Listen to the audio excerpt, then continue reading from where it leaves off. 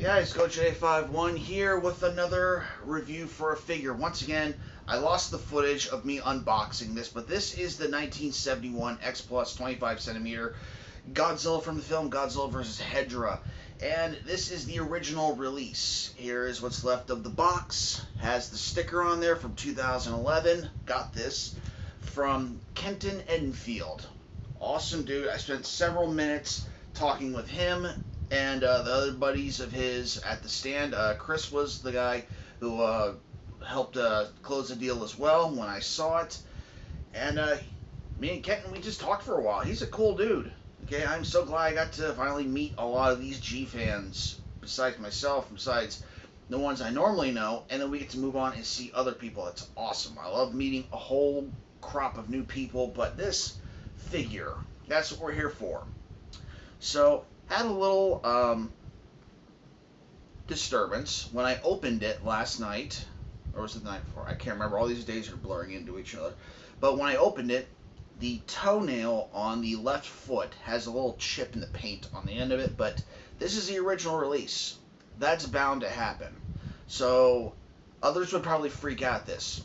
I'm not freaking out. Okay, it's just a little dot. Okay, I could probably work something up and clean that up. Nothing to it, okay? The rest of the body looks amazing, okay?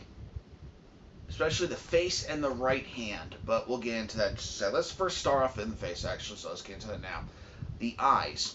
One eye is open while the other one is burned shut because of Hedra being very mean in that film. And the way how this is captured very closely and almost perfectly to it. It's a lot creepier in the film the way it looks, but the X Plus does capture it very closely as well. Looking at the mouth, each individually sculpted tooth looking awesome. Love it. Love it. Okay, moving on to the neck and the skin. Now, the skin and the paint job as well. The skin is a tree bark, you know, the way how it looks like a tree on the outside, but also the skin color on this. Now, there is a re-release of this figure, the 7125 centimeter, that has a darker paint job. This one has the original paint job. It's like a more smoky gray look to it, so it looks more movie accurate, like he's fighting with Hedra. Especially the scene that they're showing off that this figure to do, it was holding up the eggs, or eyeballs, or egg balls, or whatever they are, from Hedra. Okay, because during that time they had been fighting for hours, pretty much all night at this point, and Godzilla's pretty much covered in Hedra crap, so yeah. Alright, moving on to the arms. Now, the right hand is down to the bone because, you know, he punched into Hedra, and Hedra has acidic blood, like a xenomorph, and it burned his hand all the way to the bottom. Yeah, Leslie Chambers, you're right. Hedra gave Godzilla probably the biggest run for his money in the Showa series. Okay, I don't see how he could have beaten Hedra in the Showa series on his own. Now, if it was the Heisei series, I'm sure he would have come up with a new ability to defeat Hedra, but in the Showa series, you're absolutely right. He had nothing but problems with this thing. Looking at the eggs, looking awesome, just like they do in the film. Love it. The arms have a little bit of posability, so you can put them in different directions, but I like to just have him like he's holding them out like two big old Easter eggs. So, moving on to the waist and the chest, nice and thin, so that Hado Nakajima could actually move around in this suit. Something I always liked in later Godzilla films, they would actually, you know, shrink down the suit to actually fit around Nakajima-san so he could actually move around. Moving around to the legs, once again, they are a lot thinner, more human-looking, so that, you know, more movement and more posability could be done with the suit. Off to the feet, the three-toe scale, which, you know, it's okay, but like I say in all my other videos, I prefer the four-toe scale. Moving to the back, you got the dorsal plates. Big plates in the middle, smaller plates are on the outside, making 3 rows.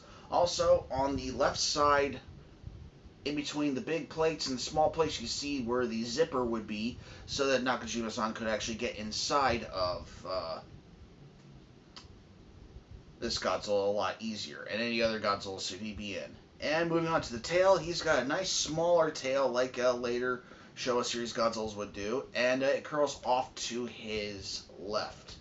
All right, so that there is Godzilla 71.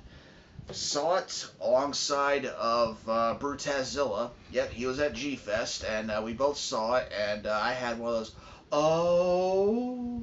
He's like, okay, you saw it first, so I was able to get. Sorry, Brutazilla, but yeah, excellent figure. Thank you very much, Ken Enfield as well. Awesome guy. Yeah, we talked for a while.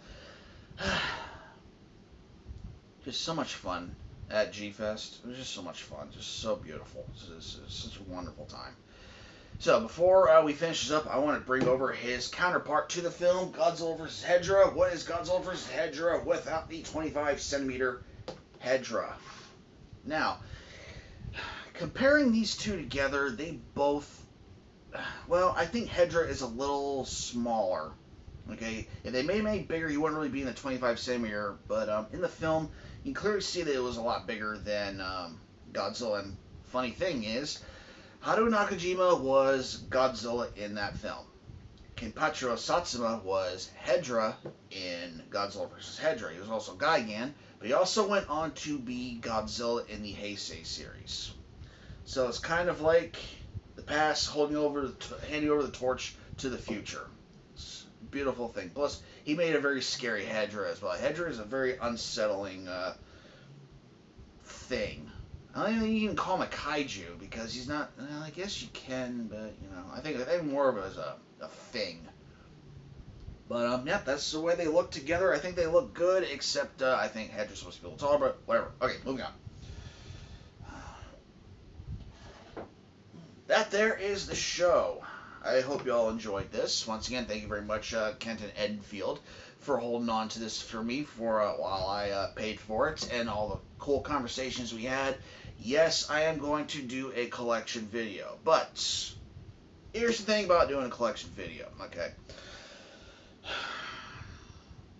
Every time I feel like I'm going to film part of my collection, I start to film it, all of a sudden another box comes. So I have to stop what I'm doing and I have to refilm. Maybe sometime around, I don't know, October, maybe. I don't think there's any figures coming out in October, except for maybe the Defo Reel 84, but I could probably composite it in all George Lucas-y or Disney-like, put, like in the background or something, or who am I kidding? How am I going to do that? But anyway, I'll figure out something, but soon I will work on it. But I've got other figures coming in. I just received another figure today as well. I'm working on the review for that, so the reason why I don't make a video is because I want to make sure I get everything in. I don't want to receive stuff and have like, oh, here's part 2 of my collection, and then do a part 3 of it. I want to do it all in one big go, okay? Now, some people, like Leslie Chambers, has a collection over the size of, like, his room, like his massive room that he has, and they're just all over the place. So he can make multiple part videos. I don't think my collection warrants a multiple part video, so I like to do just everything in just one video. But that's me done rambling. This is Gojira851 saying good night. Please like, comment, share, subscribe. Brought to you by Summit Kaiju. See y'all at the next video.